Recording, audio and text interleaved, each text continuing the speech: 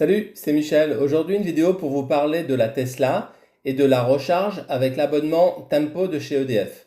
Alors, l'offre Tempo n'est pas nouvelle, elle existe depuis 1998, mais beaucoup ne la connaissent pas, même si cette année, des records d'abonnements ont été battus et vous allez tout de suite comprendre pourquoi. Alors, bon, autant vous dire dès le départ, je ne vais pas parler de toutes les offres qui existent sur le marché parce qu'il y en a vraiment beaucoup et c'est assez complexe. Il y a des comparateurs qui existent sur Internet, donc si jamais vous voulez comparer l'offre que vous avez aujourd'hui avec d'autres offres, vous pouvez le faire, mais ce n'est pas le but de la vidéo.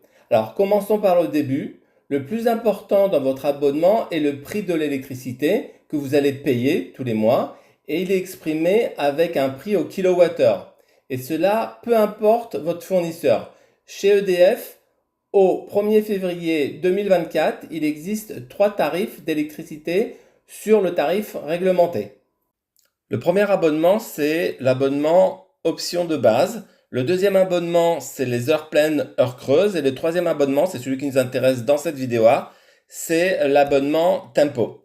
Alors, dans le premier, dans l'option de base, peu importe l'heure de la journée, peu importe la puissance de votre compteur, le prix du kilowattheure est toujours le même. Et il est de 0,25 centimes 24 heures sur 24.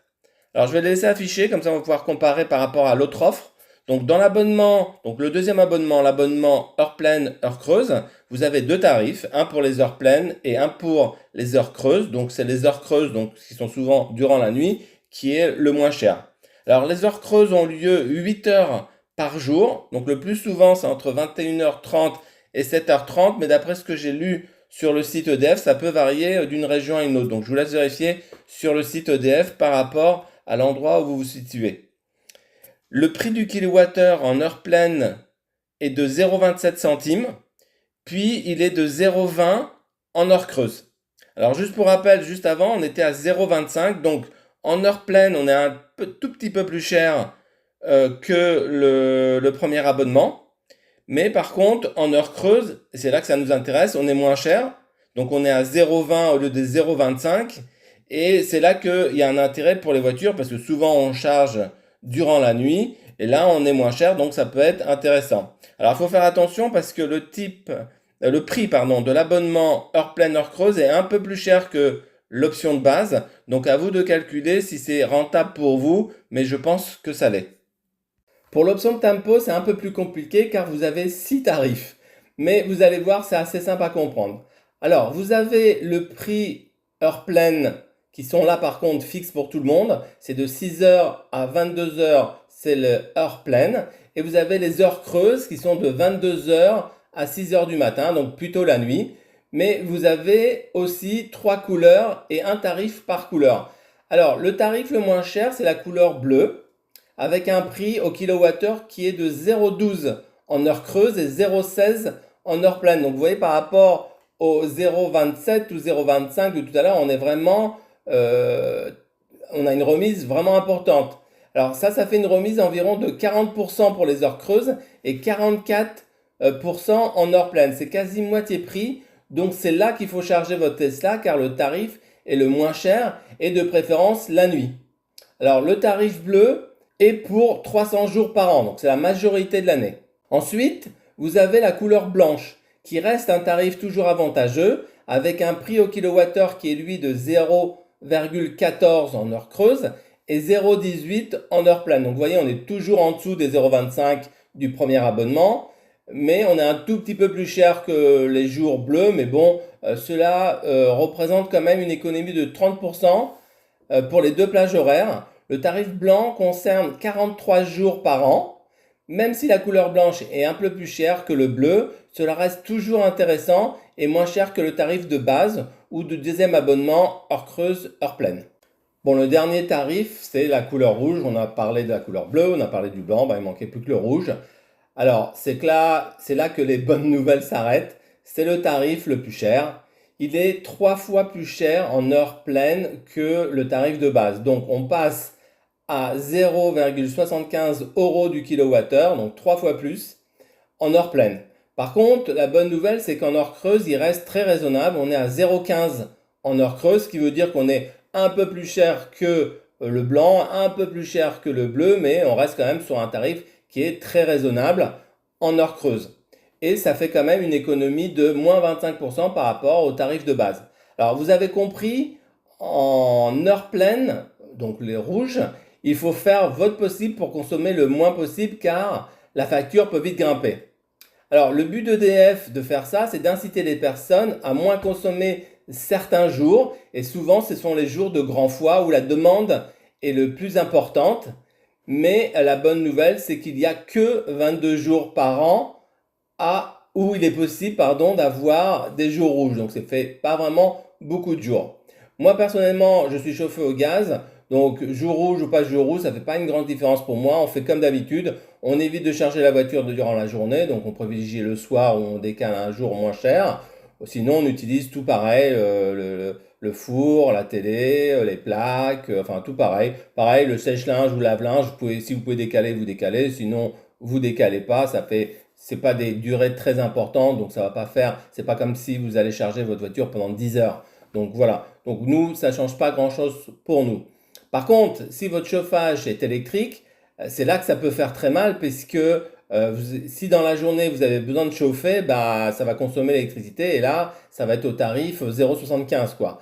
Donc si vous avez un autre moyen de chauffage, une cheminée, un poêle et pendant les jours rouges, vous pouvez utiliser une alternative, bah là c'est super. Par contre, si vous ne pouvez pas, ça dépend. Si vous travaillez chez vous ou si vous êtes là 24 heures sur 24 chez vous, donc il faut chauffer toute la journée, à mon avis, ça va être compliqué. Par contre, si vous partez au travail et qu'il n'y a personne à la maison et que vous pouvez baisser la température et pas chauffer durant la journée, ça peut le faire.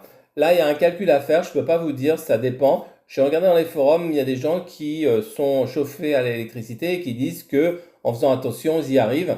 Moi, ce que je vous conseille, c'est que la plupart des applications aujourd'hui vous donnent votre consommation au jour et à l'heure. Il faudra regarder des jours de grand froid et regarder combien vous avez consommé et voir par rapport au tarif si cela reste intéressant pendant ces 22 jours de les utiliser en rouge si c'est possible. Alors voilà, tout ce que j'ai dit, c'est résumé dans cette diapo d'EDF. Donc vous avez les trois couleurs. Vous pouvez aussi voir le nombre de jours par an ainsi que les économies par rapport au tarif de base. Alors pour finir, sachez qu'il y a des périodes pour les couleurs. Le blanc et le blanc, c'est du 1er octobre au 31 mai, alors que la couleur rouge, c'est du 1er novembre au 31 mars. Donc si vous prenez l'abonnement aujourd'hui, donc nous sommes fin mars, vous êtes sûr de ne pas avoir de jours rouges avant novembre de l'année prochaine. Alors toujours sur les jours rouges, il y a un dernier point important à savoir, c'est que les jours rouges peuvent se suivre et peuvent être du lundi au vendredi. Donc vous pouvez avoir complètement une semaine où il n'y a que du rouge. Par contre, les week-ends et les jours fériés, c'est forcément du bleu ou du blanc. On ne peut pas avoir de rouge. Alors cette année est arrivée où nous avons eu 2 semaines consécutives en rouge, sauf les week-ends évidemment, où on était en blanc ou en bleu. Mais bon, aucune incidence sur la recharge de voiture car vous pouvez le faire la nuit, un tarif qui est toujours intéressant. Donc même sur les 2 semaines, moi personnellement, ça ne m'a pas posé beaucoup de problèmes. Alors pour savoir la couleur du jour, vous pouvez demander à EDF de vous envoyer un SMS pour les jours rouges. Normalement, EDF le fait la veille vers 11 h du matin. Il vous envoie un SMS en disant « Faites attention, demain, on est en rouge ». Pour les autres couleurs, vous devez aller sur le site d'EDF où il y a d'autres sites qui les donnent, mais il n'y a pas d'SMS. Alors comme il n'y a pas beaucoup de différence entre le blanc et le blanc, bon, on s'en fiche un petit peu, mais vous verrez qu'à la fin de cette vidéo, je vais vous parler d'un petit appareil que j'ai acheté et qui affiche la couleur du jour que moi j'utilise. Alors pour les petits malins qui se diraient je vais prendre l'abonnement fin mars, puis je vais résilier mon contrat avant les jours rouges. Alors personnellement je ne sais pas trop parce que c'est pas super clair. Quand vous posez la question à un conseiller, ils vous disent que vous êtes engagé sur un an. Quand vous lisez les conditions générales de vente, cela semble possible. Donc franchement, je ne sais pas quoi vous dire si jamais ça vous tentait de faire ça. Moi, je pense que vous êtes obligé de rester un an, mais bon, j'en suis pas complètement sûr. Alors, quelques chiffres sans trop rentrer dans les détails, mais je pensais que c'était important de vous donner quand même une image, parce que j'ai donné beaucoup de tarifs, mais ce n'est pas très représentatif de ce que ça pourrait être. Donc, moi, ce que je vous conseille, c'est d'abord, aujourd'hui, vous avez tous des applications qui vous permettent d'avoir votre consommation. Donc vous faites un tableau Excel comme chez moi, vous mettez le tarif que vous avez au jour d'aujourd'hui, vous mettez tempo, vous regardez sur votre application combien vous consommez la nuit, combien vous consommez le jour, et vous faites un peu comme ça un tableau et vous faites une simulation pour voir si ça va être rentable pour vous. C'est le seul moyen, il n'y a pas de simulateur automatique et des choses comme ça. Quand vous appelez EDF, ils font une espèce de simulation, mais je ne suis pas sûr que ce soit 100% fiable. Mais c'est basé quand même sur vos chiffres à vous. Mais moi, pour moi, je l'avais fait de mon côté quand j'ai appelé EDF, j'ai eu un truc complètement différent. Donc, je ne suis pas du tout sûr de leur simulation. Alors, maintenant, en ce qui concerne des données, alors, je vais vous donner un exemple de recharge d'une voiture Tesla, par exemple. Si vous décidez de charger votre voiture de 50 kW, alors votre coût sur un tarif normal serait donc 50 kW multiplié par le prix au watt, donc 0,25 dans le premier tarif, celui le plus cher. Et donc, le plein de 50 kW vous coûtera 12 euros. Si vous vous débrouillez bien et vous faites le même recharge un jour bleu en heure creuse, donc plutôt la nuit, donc toujours pour 50 kW, donc là le tarif de nuit, donc heure creuse est de 0,12, donc 50 kWh fois 0,12, le plein de la voiture vous coûtera 6 euros, donc moitié moins cher pardon, que le premier tarif. Maintenant, si vous le faites un jour blanc, toujours en heure creuse, donc les heures de nuit, c'est là que c'est le mieux, votre consommation serait de 50 kWh multiplié par 0,14 qui est le tarif. Donc, votre plein vous coûterait 7 euros, donc toujours acceptable et toujours moins cher que le tarif du premier abonnement. Alors maintenant, pour un jour rouge, alors en heure creuse, donc 50 kW multiplié par 0,15, donc on a un plein à 7,5 euros. Donc vous voyez, c'est pas beaucoup plus cher que le blanc. C'est 1,50 € de plus cher que le bleu, mais bon, c'est pas non plus la mort. Et donc, toujours acceptable et toujours moins cher que le tarif du premier abonnement où on était à 0,25.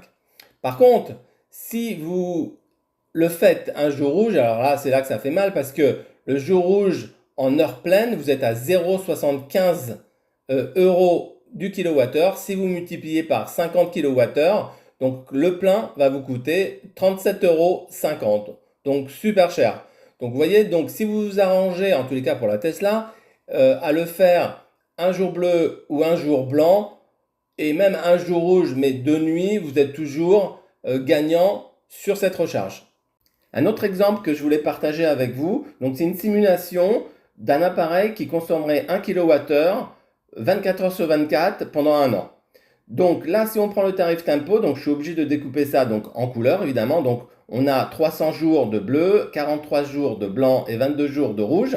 On a 8 heures d'heure creuse, 16 heures d'heure pleine. Et si on multiplie tout ça avec le tarif de kilowattheure que je vous ai donné tout à l'heure pour le tarif tempo, ben on obtient 1558 euros. Si on prend exactement la même chose, donc un appareil 1 kWh 24 sur 24, 364 jours, avec le tarif heure pleine, heure creuse, celui qui était en numéro 2 tout à l'heure. Donc là, on a 364 jours. Donc on a 8 heures d'heure creuse, 16 heures d'heure pleine comme tout à l'heure. Si on utilise le tarif heure pleine, heure creuse, ben on obtient 2151 euros. Donc ça fait une économie par rapport à un tempo de 600 euros. Alors évidemment, ce n'est pas réaliste parce qu'on ne consomme pas 1 kWh 24 sur 24, mais ça vous donne une idée de l'économie qui est faite. La seule chose qui pourrait plomber tempo, c'est si jamais vous explosez les jours rouges. Sinon, c'est que du bénéfice puisqu'ils sont tous entre 40 et 30% moins chers. Alors pour finir cette vidéo, je voulais vous parler d'un petit boîtier que j'ai acheté qui peut être très intéressant pour l'offre tempo, mais aussi pour surveiller votre consommation. Alors j'ai pas voulu investir dans un boîtier très cher comme EcoJoco qui fait bien plus de ce que j'avais besoin et qui coûte 200 euros. Moi, je voulais quelque chose de simple et pas très cher que je peux mettre en place assez rapidement. Alors, que fait le boîtier NR-Link? Alors, le boîtier, déjà, vous indique la couleur tempo du jour et vous avertit de la couleur du lendemain. Donc, assez facilement, vous pouvez voir là le visuel. Vous allez savoir quelle est la couleur du jour, donc vous, les enfants, votre femme, etc. Et vous allez pouvoir savoir le lendemain quel jour. Donc, ça permet de planifier et dire, bah, aujourd'hui, je fais pas la recharge de la voiture parce qu'on est en jaune rouge alors que demain on va être en bleu, donc au mieux attendre demain par exemple. Donc là, vous pouvez voir sur l'écran de LinkedIn que nous sommes un jour rouge, donc c'est pour ça que vous avez les petits locaux rouges, et que demain, ça va être un jour blanc. Alors la partie la plus intéressante du boîtier est la partie de consommation. Quand vous achetez le boîtier, il arrive avec une espèce de clé Wi-Fi qu'il faut installer dans le compteur LinkedIn. Alors il y a un empressement prévu pour le brancher, donc vous ne touchez pas à l'électricité, rien du tout. Vous avez juste à enfoncer la clé. Puis cette clé va communiquer par Wi-Fi avec votre boîtier et lui communiquer les informations que lui donne le compteur en temps réel.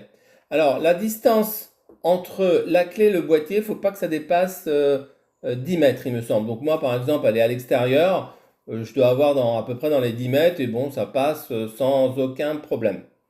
Alors vous allez me dire à quoi ça va me servir. Cela va vous permettre de mieux comprendre ce qui consomme dans votre domicile à un temps T. Alors je vous donne un exemple, vous prenez par exemple à 22 heures, vous éteignez tout, vous laissez que les frigidaires, les congélateurs, etc., tout ce qui marche d'habitude, et donc par exemple vous allez avoir une consommation de 300 watts. Donc il suffit que sur le boîtier, donc vous voyez 300 watts, vous allumez votre télé, donc on va passer par exemple de 300 à 370, vous savez que votre télé consomme 70 watts.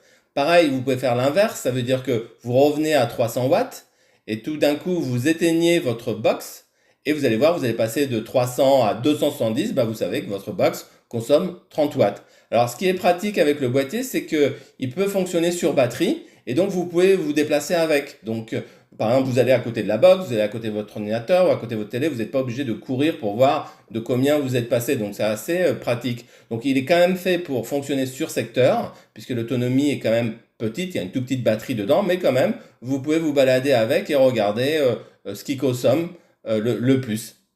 Alors aussi, ce qui est intéressant dans ce boîtier, c'est que le tarif tempo est renseigné sur le boîtier directement. Vous n'avez aucune action à faire. Ça veut dire que quand c'est un jour rouge, il vous affiche le tarif du jour rouge. Quand c'est un blanc ou un bleu, pareil, vous avez le tarif sans rien faire de votre côté. Donc ce que vous voyez sur l'écran, c'est vraiment ce que ça vous coûte au moment où vous le regardez. Et même quand il y a des changements de tarif EDF, comme c'est passé en février, automatiquement, le boîtier, lui, se met à jour en téléchargeant les nouveaux tarifs au niveau du compteur LinkedIn. Le boîtier vous donne votre consommation sur votre téléphone à travers leur application. Alors là, vous voyez sur votre écran comment cela se présente. Ici, vous pouvez voir que c'est un jour rouge, car le graphique est rouge. Donc à chaque fois que la couleur change, le graphique change de couleur. Vous pouvez voir ma consommation pour la journée d'hier, puisque la journée d'hier était complète. Donc le lendemain, vous voyez votre consommation de toute la journée. Et là, on peut voir que hier, donc j'ai consommé 6 kWh. Et comme c'était un jour rouge, c'était un peu plus cher que d'habitude. Donc, ça m'a coûté 3,08 €. Alors, vous pouvez faire un zoom sur une plage horaire si vous voulez voir plus en détail pourquoi tout d'un coup ça a augmenté, quelle heure ça a exactement augmenté. Par exemple, vous avez mis une bouilloire en route, automatiquement, votre nombre de kilowattheures va augmenter, mais ça va baisser tout de suite. Donc, vous pouvez voir comme ça, en faisant des zooms assez facilement, à quelle heure vous avez consommé et quelle a été votre consommation la plus élevée. Alors, vous pouvez aussi avoir la possibilité d'avoir des stats comme la conso moyenne par jour, où vous avez le plus consommé. Donc, par exemple, moi, on voit que j'ai le plus consommé, c'était le samedi 17 et j'ai utilisé 26 kWh. Donc, comme c'est extrêmement élevé, je suppose que c'est un jour où j'ai chargé ma Tesla.